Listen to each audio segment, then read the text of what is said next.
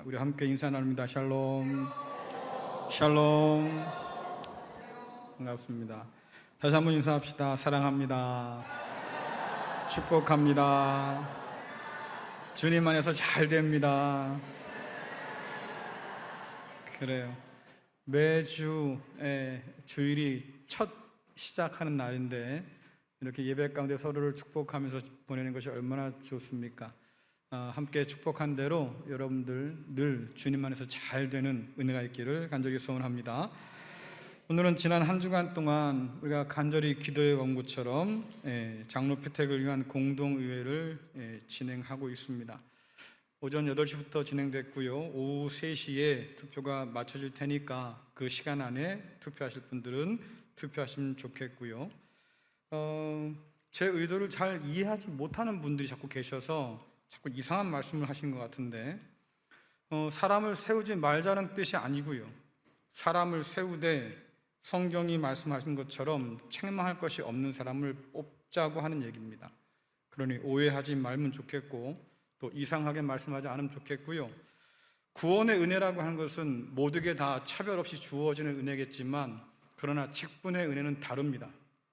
달라요. 그래서 뽑아 세우려고 하는 거예요. 5명을 뽑자고 했는데 사람들마다 또 그런 생각이 있다고 그래요. 1명만 뽑아, 1명만. 왜 그런 거예요 도대체가?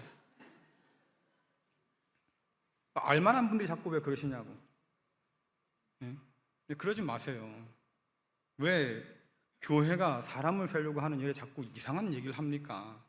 그러니까 자꾸 이렇게 선을 넘으시면 곤란해요. 제가 곤란하다고요. 그러니 자꾸 그렇게 하지 마세요. 부탁드리겠습니다. 교회 어른이면 어른답게 구세요. 그게 정말로 중요한 일이니까 다시 한번 제가 거듭 부탁드리겠습니다. 기장 헌법은 장로의 직분에 관해서 상당한 식견과 통솔 능력을 지닌 사람, 남자와 여자 중에서예요. 남자와 여자 중에서. 남자만이 아니고 여자 중에서도.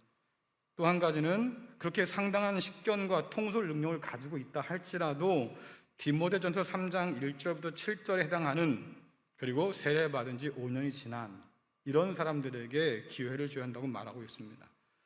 1부 예배 끝나니까 우리 김광 장로님께서 목사님 그거 디모데전서 3장 1절부터 7절을 예배 시간에 좀 읽으면 좋겠어요. 그래서 제가 또 준비했어요. 띄워줘 보세요. 띄워줘 보세요. 네, 함께 읽겠습니다. 시작. mit보다 이 말이요 곧 사람이 감독의 직분을 얻으려 함은 선한 일을 사모하는 것이라 함이로다. 그러므로 감독은 책망할 것이 없으며 한 아내의 남편이 되며 절제하며 신중하며 단정하며 나그네를 대접하며 가르치기를 잘하며 술을 즐기지 아니하며 구타하지 아니하며 오직 관용하며 다투지 아니하며 돈을 사랑하지 아니하며 자기 집을 잘 다스려 자녀들로 모든 공손함으로 복종하게 하는 자라야 할지며, 사람이 자기 집을 다스릴 줄 알지 못하면 어찌 하나님의 교회를 돌보리요. 새로 입교한 자도 말지니 교만하여져서 마귀를 정죄하는 그 정죄에 빠질까 하미요. 또한 외인에게서도 선한 증거를 얻은 자라야 할지니 비방과 마귀의 올무에 빠질까 염려하라. 아멘. 성경이 우리에게 주신 말씀 기준대로 사람을 세우라고 하는 것이고, 아무나 뽑자고 하는 게 아니고요. 그저 그런 거기서 거기인 도토리 키재기인 그 밥에 그 나물인 사람 뽑자는 게 아니고, 그래도 상당한 식견과 통솔 능력을 갖추고 이렇게 말씀이 기준한 것처럼 책망할 것이 없는 사람을 세우려고 투표한 거예요. 그러니 여러분들 잘 생각하셔서 투표했으면 좋겠고요. 또한 남자와 여자 5명을 뽑는 겁니다. 5명. 물론 여러분 마음 가운데 아유 좀 부족해 이런 사람도 있겠지요. 그렇다고 딸랑 1명 쓰는 게 그게 뭡니까? 그러지 마시고 5명 다 쓰셔서 그래도 좋은 사람들이 세워질 수 있도록 여러분들이 도와주셔야 돼요.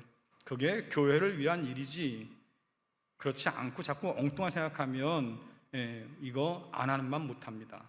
교회가 시험들 일을 왜 하겠습니까? 제발 부탁드리겠습니다. 오늘은 서머나 교회 주신 주님 말씀을 계속 이어서 살펴보려고 하는데, 지난번에 나눈 말씀 여러분들 기억을 돕기 위해서 몇 가지만 정리해 드릴게요. 서머나는 참 아름다운 항구 도시로 유명했고요, 항구 도시이기 때문에 돈이 모이는 곳이에요. 배가 왔다 갔다 하면서 무역을 하니까 돈이 많이 모이던 곳이었고, 그렇게 막대한 부를 누리던 이 서머나라고 하는 도시였습니다. 로마 황제에게 충성을 맹세한 도시여서 황제의 신전을 관장하는 신전직이라고 하는 굉장히 명예로운 칭호를 얻은 도시가 바로 이 서머나였어요. 그러니까 분위기가 이러다 보니까 황제 숭배를 거절하던 그리스도인들, 나는 예수님만 섬깁니다, 황제 앞에, 나는 우상 앞에 절할 수 없습니다 했던 사람들은 핍박을 받을 수밖에 없었다. 또 경제적 활동에서 배제되기 시작했다.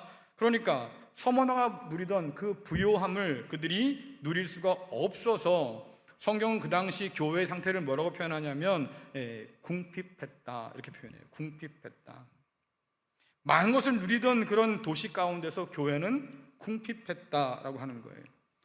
게다가 갈수록 늘어가는 이 성도들을 시기한 유대교 회당에서 어떻게 합니까? 교회를 견제하기 시작했어요. 그래서 회당 출입 금지, 그래서 그리스도인들을 회당에서 출교시켰습니다. 교회를 견제하기 위해서. 지난번에 살펴본 것처럼 회당에서 했던 기도문들 기억하시죠? 그리스도인들을 축복하며 기도하는데 뭐라고 합니까? 저주받아라 그러잖아요. 그러니까 기독교인들에게 줄 축복은 저주밖에 없다는 거예요. 그런 식으로 기독교인들을 배제했다. 뿐만 아니라 도시 관리에게 밀고까지 했어요. 저 사람이 그리스도인인데 황제를 숭배하지 않는 사람입니다. 아주 암적 존재지요. 잡아가세요. 밀고 해서 많은 그리스도인들이 핍박을 더 받아야 했다. 그게 바로 서머나 당시의 상황이었어요. 그래서 주님은 뭐라고 말씀하시냐면, 그렇게 복음을 방해하고 하나님의 백성과 자녀를 핍박하는 일에 앞장서고 있는 그 유대인 회당, 그들을 뭐라고 말씀하십니까? 너희가 자칭 유대일 뿐 너희는 사탄의 회당이야. 사탄에게 속한 사람이고 복음의 원수로 행하는 사람이고 하나님의 일을 막는 사람이야. 주님께서 그렇게 책망하셨던 것을 우리는 기억합니다. 이렇게 거센 핍박 앞에 놓인 서머나 교회를 향해서 주께서 뭐라고 말씀하십니까? 두려워하지 마라, 죽도록 충성하라 말씀하시는데, 자, 요한계시록 2장 10절 말씀 같이 읽겠습니다. 시작. 너는 장차 받을 고난을 두려워하지 말라. 볼지어다 마귀가 장차 너희 가운데에서 몇 사람을 옥에 던져 시험을 받게 하리니 너희가 10일 동안 환난을 받으리라. 내가 죽도록 충성하라. 그리하면 내가 생명의 관을 내게 주리라. 아멘. 이 말씀을 곱씹어 보면 지금 서머나 교회가 처한 그 상황이 두려워할 만한 상황이에요. 그러니까 두려워하지 마라 말씀하셨겠지요? 뿐만 아니라 죽도록 충성하라, 이 말은 생명을 잃을 수도 있다, 아니 생명을 잃는다, 그런 위기가 그들에게 다가왔다는 것을 보여주고 있어요. 장차 받을 고난이라고 말씀하시는데 이것은 어떤 뜻이냐면 피할 수 없는 고난이다, 반드시 겪게 될 고난이다 라는 뜻이에요. 여러분 한번 생각해 보세요. 예수 믿을 때 누가 집을 뺏기고, 그렇죠? 재산을 잃고 감옥에 갇히고 매를 맞고 짐승의 밥으로 던져지고 화형대에 올라가고, 여러분 누가 그것을 기대했겠어요? 아마 그렇지 않을 거예요. 누구나 다 예수 믿으면 잘 되겠지, 예수 믿으면 복 받겠지, 예수 믿으면 평안하겠지, 이러고 예수를 믿으려고 했을 거예요. 하지만 여러분들 생각해 보십시오. 오늘 주께서 뭐라고 말씀하십니까? 장차 받을 고난이 있다. 예수를 믿으면 빼앗기고 쫓김을 당하고 죽임을 당하고 그런 핍박과 고난을 맞이하게 될 거다. 여러분들, 여러분 같으면 이 고난 받겠다고 예수 믿겠어요? 그렇죠? 그러니 예수를 믿는다고 하는 것은 그 당시에 그렇게 쉬운 일이 아닌 거예요. 아, 요즘 뭐 되는 일도 없는데 교회 한번 나가볼까? 이럴 문제가 아니라 목숨 걸고 내가 예수를 믿어야겠다 결단하고 나가는 일이에요. 지난번에도 살펴봤고 이번 주 중에도 계속 살펴봤지만 그런 시대 가운데 내가 교회의 지도자가 되려고 합니다, 이런 마음을 먹었다고 하는 것은 욕망이라 말하지 않고 선한 마음을 먹었다고 하는 건데 왜 그러겠습니까? 교회를 위해서 내가 죽겠습니다, 그거예요. 교회를 핍박하는데 그 핍박 앞에 내가 제일 앞에 서가지고 내가 칼날을 맞고 내가 죽임을 당하겠습니다, 그런 책임을 지겠다는 마음을 가지고 장로의 선한 마음을 품었다고 하는 거 아니겠어요? 그만큼 쉬운 결정이 아니었다. 때로 인생을 고해바다라고 비유한 것처럼 말입니다. 지금 말씀하신 것처럼 그런 핍박이 비유로 있는 게 아니라 그 말이에요. 진짜 목숨을 잃을 만한 일이었고 쫓겨남을 당하고 빼앗기기도 하고 궁핍해서 말입니다, 어려움 가운데 지내기도 하고. 그래서 서머나 그 교회의 당시에 주교였던 폴리캅이라고 하는 분은 잡혀서 말입니다, 화형대에 올라가 죽임을 당했다고 하잖아요. 가끔 여러분들이 그런 말 해요. 아유, 저 속썩이는 저 양반이 내 십자가예요. 우리 집에 아주 그냥 골칫덩어리 하나 있는데 우리 그 아들 녀석 아유 십자가예요. 이런 사람 있어요. 미안하지만 그런 십자가와 이 고난은 전혀 다른 문제예요. 단순히 그런 얘기가 아니다. 그러니 그 고난을 피할 수가 없다, 물러설 것도 없다. 그래요. 앞으로 가도 그렇고 뒤를 돌아봐도 그렇고 나를 도울 자가 아무도 없다. 자, 여러분들, 그렇기 때문에 이 고난은 또 다른 모습이 어떻게 드러납니까? 하나님을 향한 충성을 증명해야 할 유혹과 시험일 때다라고 하는 거예요. 말씀 가운데 10일 동안 너희가 환난을 당할 것이다 그러는데 이때 10일 동안이라고 한 것은 진짜 하루 이틀 세서 열이라는 말이 아니고 이것은 다니엘서에서 가져온 표현입니다. 바벨론에 사로잡혔던 다니엘과 세 친구가 겪어야 했던 그 시험, 바벨론 황제가 주는 것을 먹고 마셔야 될 텐데 이 바벨론 황제가 주는 것은요, 우상에게 드렸던 제물을 내어주는 거거든요. 그러니까 나 우상에게 바친 거 안 먹겠다 그러니까 이들을 돌보는 사람이 끌탕을 해요. 야, 황제 앞에 너희가 열흘 뒤에 가야 될 텐데 너희 낯빛이, 너희의 건강 상태가 좋지 못하면 나 죽는다, 제발 먹어라. 그러니까 다니엘과 세 친구가 뭐라고 그럽니까? 안 먹겠습니다. 대신에 그 열흘이 되면 하나님께서 우리를 그냥 두지는 않을 겁니다. 그래요. 그렇게 유혹이 오고 핍박이 다가오고 시험이 다가올 때에 자기의 믿음을 지킬 수 있을까? 정말로 하나님을 위해서 뜻을 정할 수 있을까? 하나님 편에 설 수 있을까? 바로 그 시험이 오늘 서머나 교회에도 있게 되었다. 바벨론 황제에게 충성을 맹세하면서 목숨을 구걸할 수도 있었겠지요. 다른 사람들처럼 그렇게 타협할 수도 있었겠지요. 하지만 다니엘과 세 친구들이 하나님만을 섬기겠다고 여러분들 작정했잖아요. 심지어 여러분 잘 아실 겁니다. 절하면 내가 너 살려주고 절하지 않으면 던져버릴 거야. 어디에? 사자굴에 던져넣기도 하고 풀물에 던져넣기도 하고. 그냥 말만 으름장 놓듯이 한 게 아니라 그 말이에요. 정말 집어넣었다니까, 사자굴에. 정말 풀무불에 집어넣었다니까. 그러니 지금 서머나 교회가 당하는 그 고난도 그냥 단순하게 어렵다고 하는 말이 아니고 진짜 죽을 위기에 놓여 있는데 그 죽을 위기 속에서 내가 무엇을 선택하겠느냐, 그것을 지금 우리에게 이야기하고 있는 거예요. 여러분들, 예수님이 언제 가장 큰 시험을 받았을까요? 예수님이 언제 가장 큰 유혹을 받았을까요? 언제예요? 어디서요? 안 들리네. 어디서요? 광야에서. 땡. 삶의 욕구가, 생의 욕구가 가장 강할 때가 언제입니까? 그렇지요. 죽음을 목전에 든 바로 그 순간 아니겠어요? 살고 싶은 마음이 간절하니까. 겟세마네 동산에서 기도했던 이유도 그거 아니겠습니까? 하나님, 나 살고 싶은데 이 고난의 순간 지나가면 좋겠는데, 하지만 내가 하나님께 순종하길 원해서 버티고 기도하며 씨름하는 거 아니에요. 그런데 십자가에 달렸어요. 이제는 얼마 못 견디겠어요. 숨이 차오르기 시작하고 이제는 숨이요, 폐를 사용할 수 없기 때문에 이 목에서 이게 목숨이라고 그러잖아요. 이게 끊어지면 끝이란 말이에요, 호흡이. 그런 상황인데 밑에서 뭐라고 그래요? 사람들이 조롱하면서 야, 내려와봐. 너 거기서 내려오면 내가 너 믿어줄게. 십자가에서 내려오면 내가 너 하나님의 아들로 메시아로 인정해 줄게. 그러면 여러분 생각해 보세요. 십자가에서 내려오면 살아요.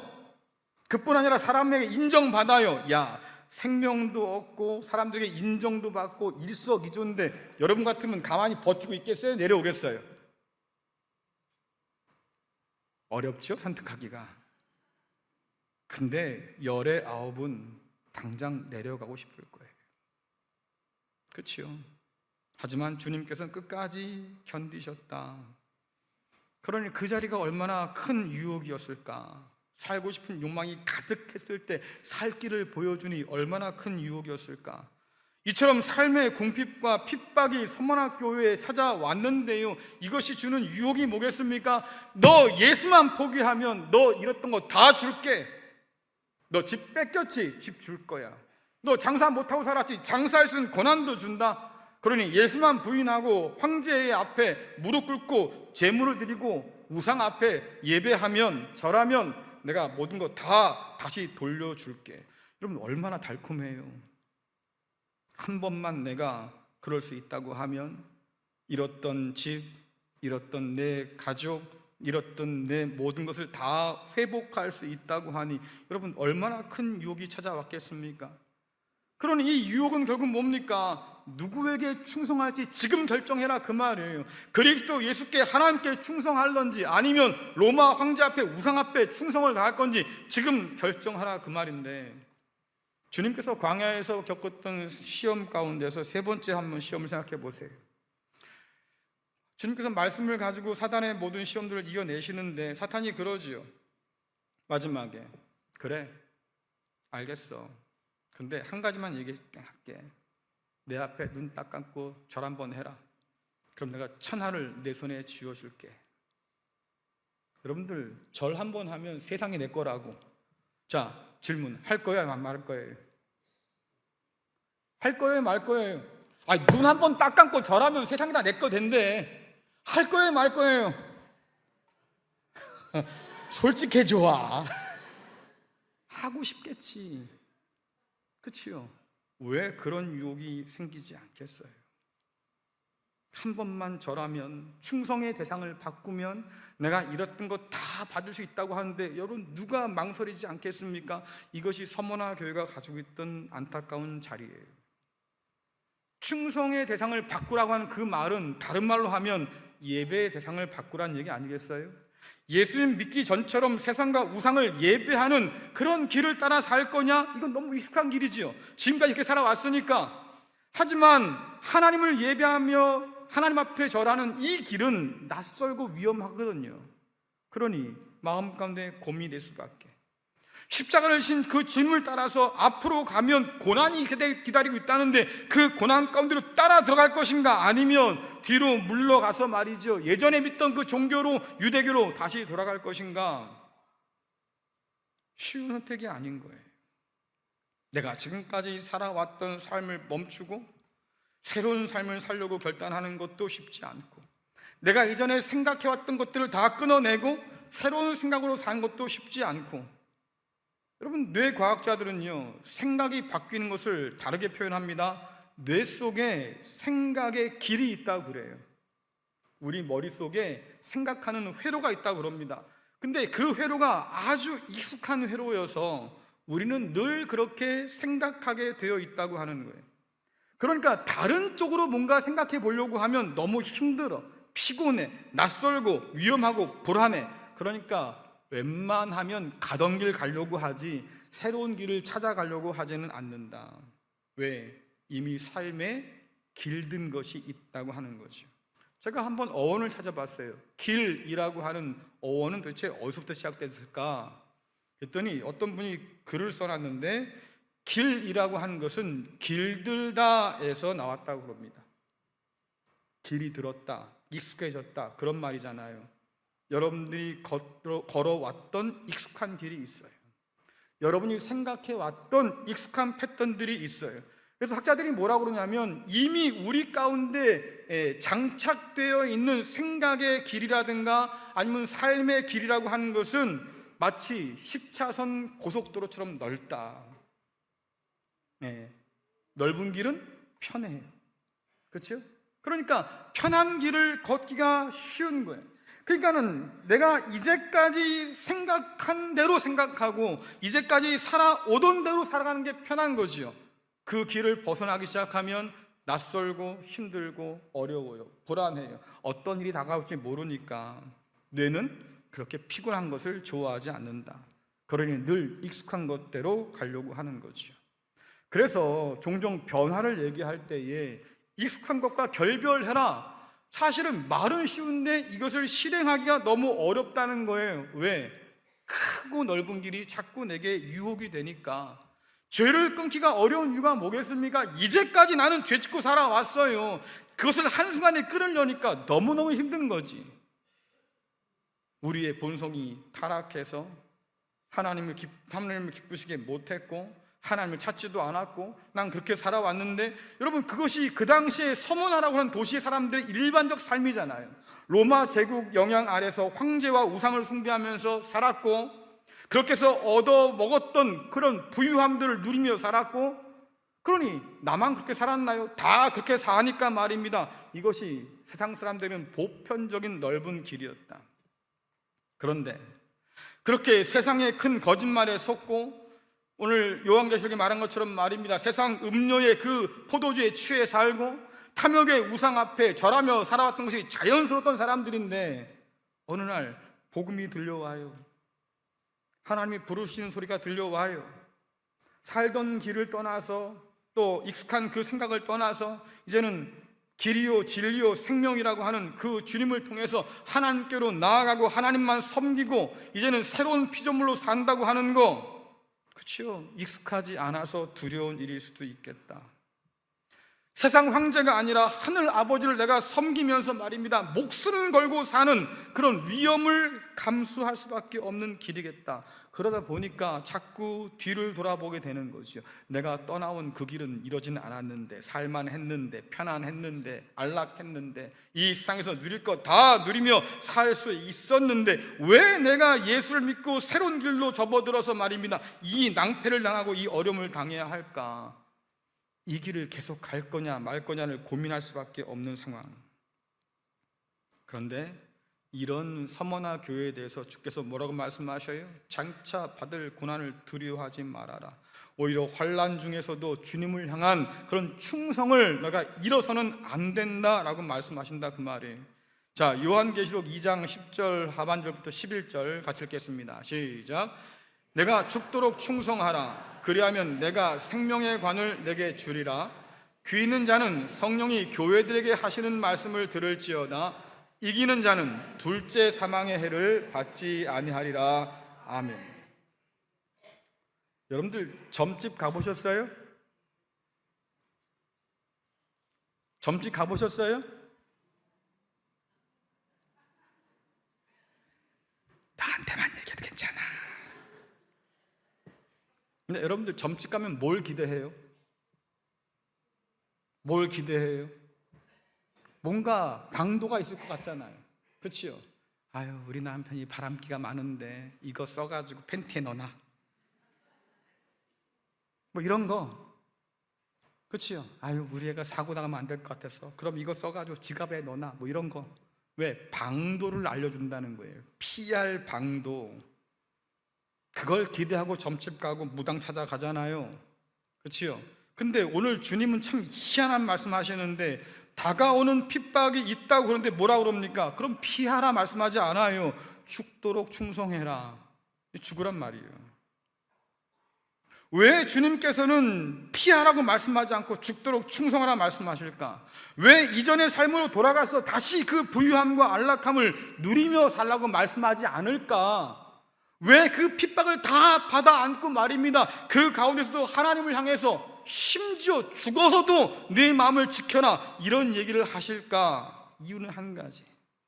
그래야 내가 생명을 얻는다. 그래야 내가 마귀와 세상을 이긴다. 여러분, 죽도록 충성하라고 하는 말은 여러분의 주어진 직분, 그게 집사든 권사든 장로든 목사든 그거 죽어라 열심히 해라 이 뜻이 아니에요. 그 뜻이 아니라고. 세상을 따라 살고 싶은 마음을 억누르고 하나님 앞에 다시 무릎을 꿇어라 그 말이에요. 심지어 그것을 통해서 내가 고난을 받고 핍박을 받고 말이다 궁핍을 당하고 어려움을 당해도 이거 포기해서는 안 된다. 끝까지 하나님을 신뢰하면서 하나님께 충성을 다 바쳐라, 이 말이에요.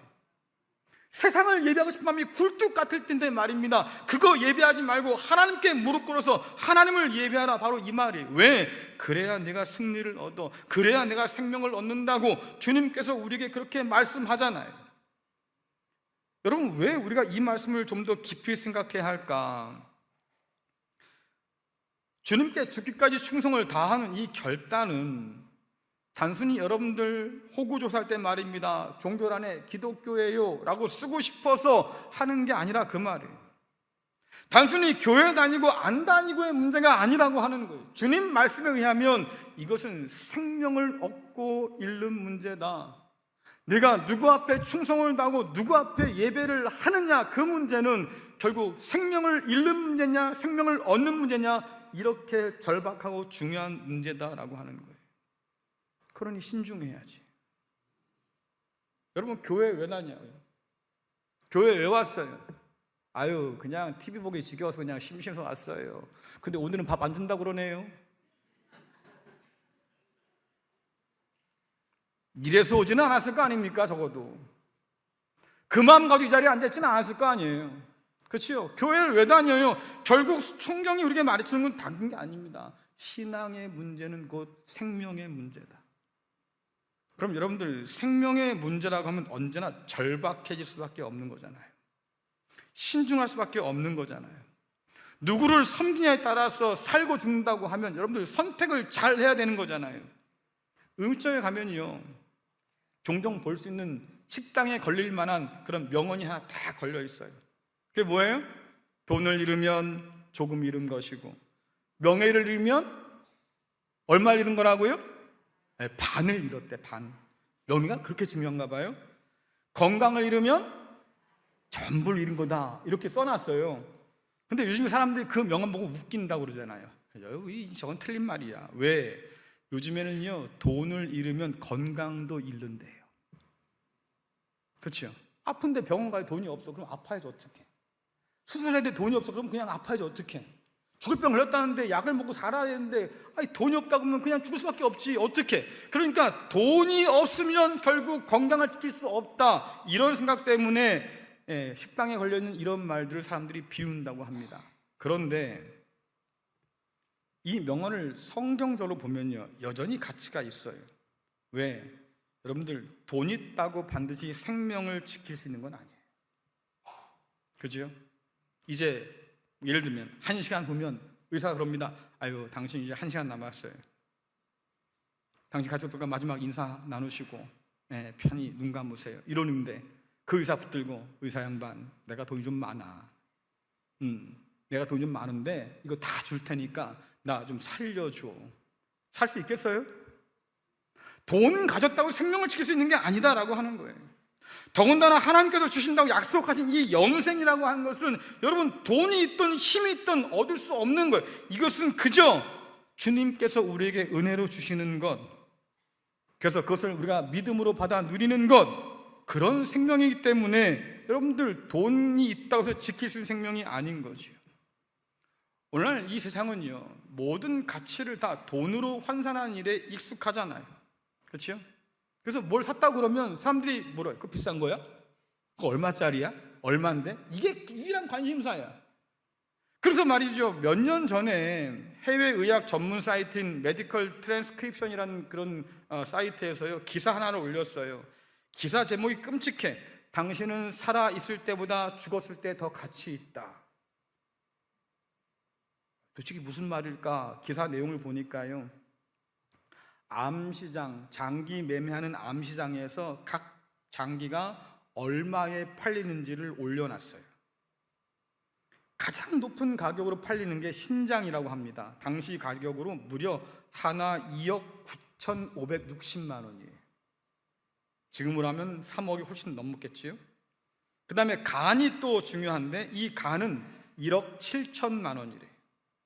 심장은 약 1억 3천만 원이랍니다. 그러니까 신장, 간, 심장 요것만 합쳐도 약 6억 정도는 가는, 그리고 기타 안구와 등등의 것들을 다 합치면 적어도 7억에서 8억 정도는 가는 몸을 내가 갖고 있다고. 지금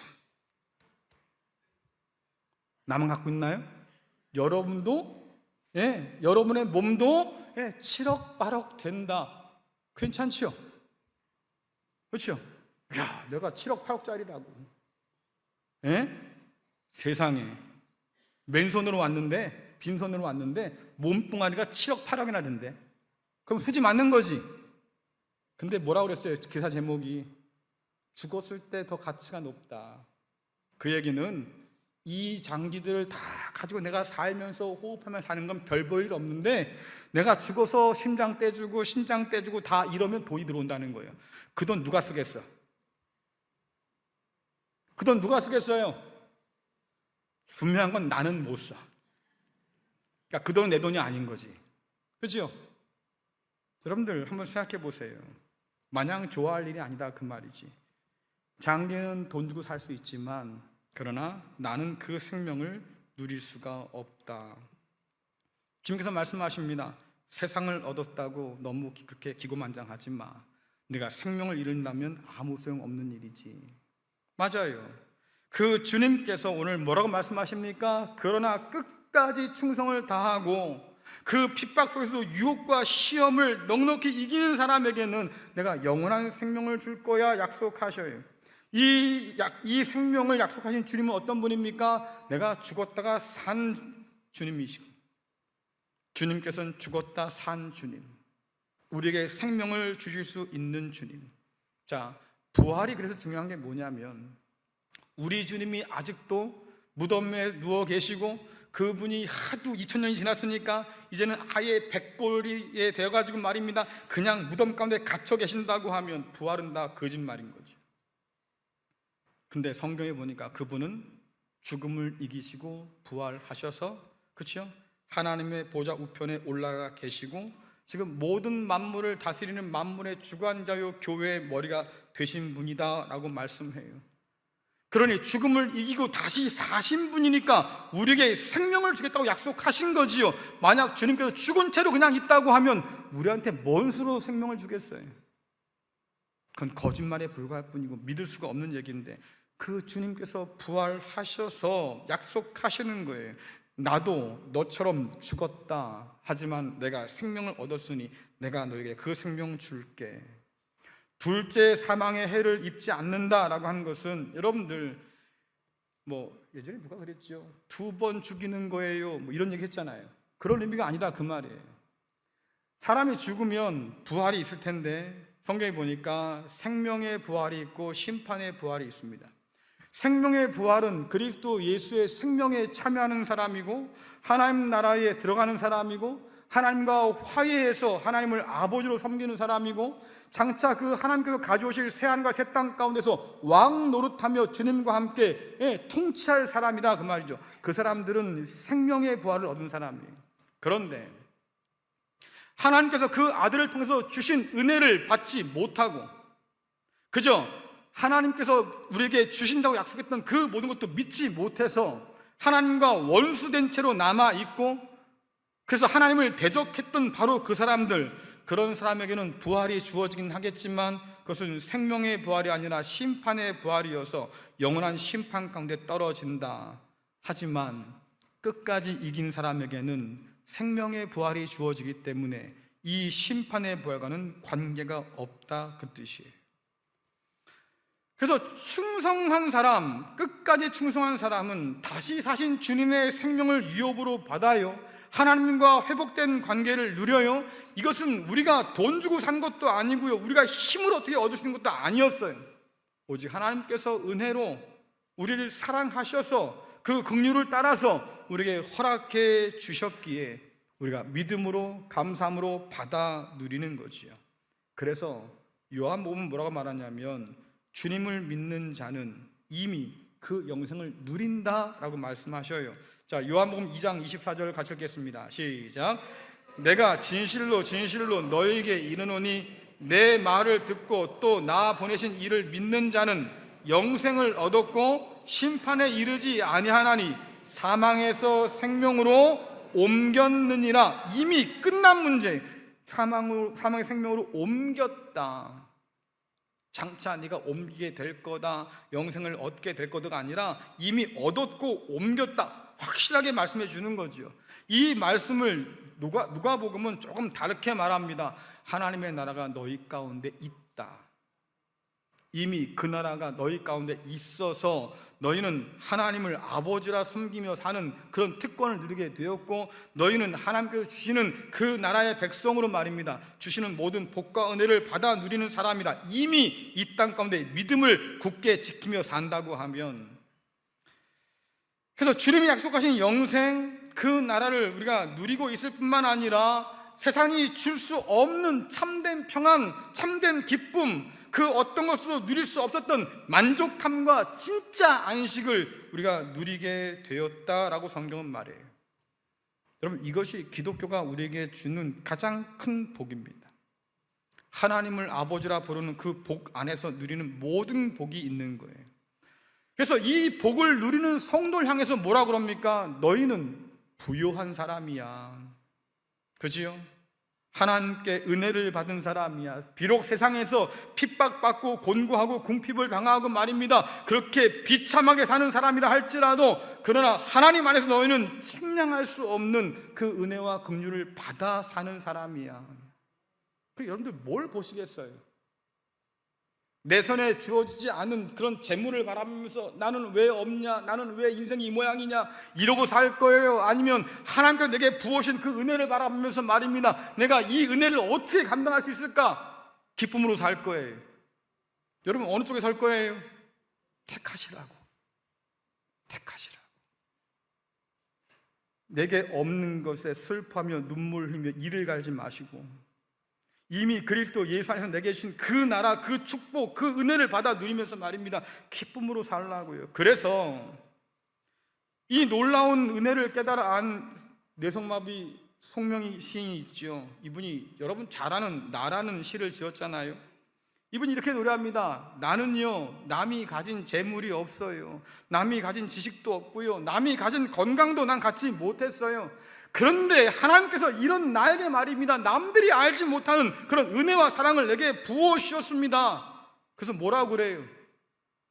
우리는 아이고야, 태어날 때부터 저렇게 몸이 불편하니 참 하나님도 공평하지 못하다, 어떻게 이럴 수 있나 이러고 살 텐데, 딱하다고 안타깝다고 말이 혀를 끌끌 찰 텐데, 근데 이 시인이 그 은혜를 깨달아 알고 나서 뭐라 그럽니까?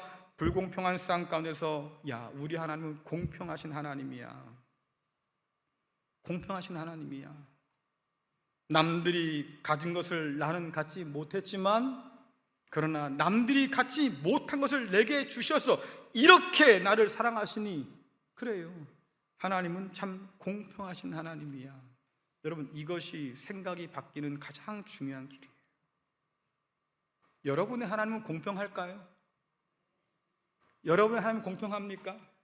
야, 누구한테는 뭘 줬는데 나한테 쥐뿔도 준 게 없는데 무슨 공평하냐, 우린 이럴지 모르겠지만 그렇지 않다. 왜? 그리스도 예수 안에서 하늘에 신령한 모든 복을 다 주셨다고 성경은 말하니까. 그럼 한번 생각해 보자고요. 내가 받은 복을 세우는 받냐고, 내가 받은 복을 누려는 받냐고. 여러분들 아무리 말입니다, 여러분 지갑 속에 현금 갖다 놓고 산다고 해도 그거 내지 않으면 아무 소용 없잖아요. 쓰지 못하면 아무 소용 없는 거 아닙니까? 그런데 하나님께서 우리에게 그 모든 은혜와 사랑을 듬뿍 부어주셨어요.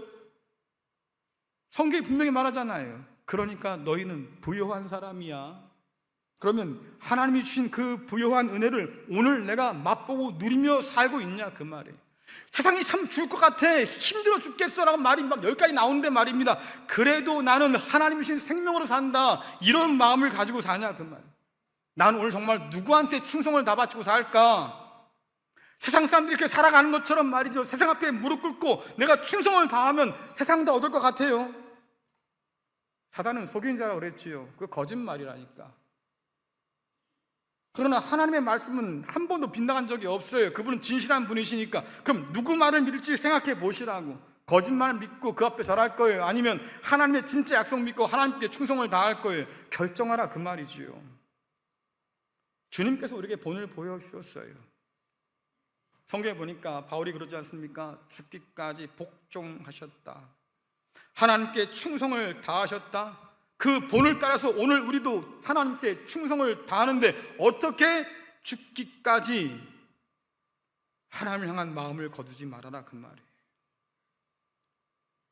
우리에게 두려워하지 말라고 명하신 그 주님은 이미 죽음을 이기고 다시 사신 분이시고, 죽기까지 하나님 앞에 복종하고 충성을 다해서 생명을 얻은 분이시고, 그런 자들에게 똑같이 그 생명 나누어 주겠다고 약속하신 분이시니까 오늘 그 주님을 바라보면서 세상 앞에 무릎 꿇지 아니하고 하나님께 충성을 다 바치는 그들에게 주는 이 모든 생명을 여러분 받아 누릴 수 있기를 간절히 축원합니다. 이게 우리의 힘이에요. 그 힘 가지고 살아가는 거예요. 하늘 생명 가지고 살아가고 하늘 은혜 가지고 살아가고 하나님이 우리에게 부어주신 그 사랑 믿고 살아갈 때 그래서 우리가 이 세상을 넉넉히 이길 수 있는 것이고 영생을 소유한 사람으로 살아갈 수 있는 거지요. 가끔 어떤 그런 분들 계십니다. 막 부러운 사람들이 많잖아요. 근데 이분은 부러워하질 않아. 아이고 뭐 그래봐야 뭐. 예. 알고 보니까 이분은 집에 금두꺼비가 부러워할 게 없는 거지요. 너 뭐 가졌다고? 아이고 겨우 그거 가지고 야 우리 집에 가면. 그럼 생각해 보세요. 세상 사람들이 가지고도 목말라하고 힘들게 사는데, 그럼 그런 거 보면서 우리 속에서는 배시 웃음이 나야지. 야 그래도 나는 야 하나님의 은혜가 있다, 하나님의 생명이 있다, 세상이 주지 못하는 그런 기쁨과 만족이 있고 진짜 평안이 있고 안식이 있다. 야 부러워하게 될 거다 니들이 나를. 아니 뭐 그런 배짱은 좀 믿고 살아야지. 그렇잖아요. 여러분들 없다고 자꾸 징징거리지 마세요. 하나님 앞에 자꾸 달라고 하지도 마세요. 이미 다 줬다잖아요. 다 줬다고 하시니까 한번 찾아봐요. 도대체 그 준 게 어디 있냐. 찾아보시고 꺼내서 쓰세요.